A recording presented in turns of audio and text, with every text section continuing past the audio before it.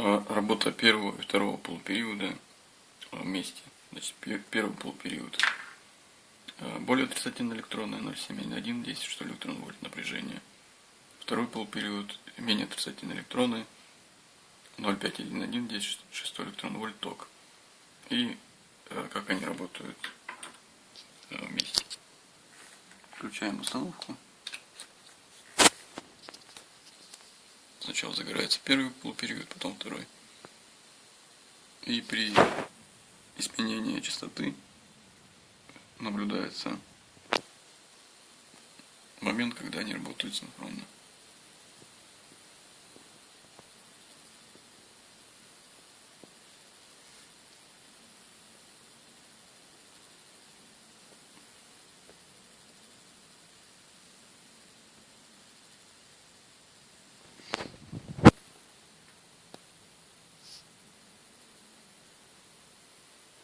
Пока все.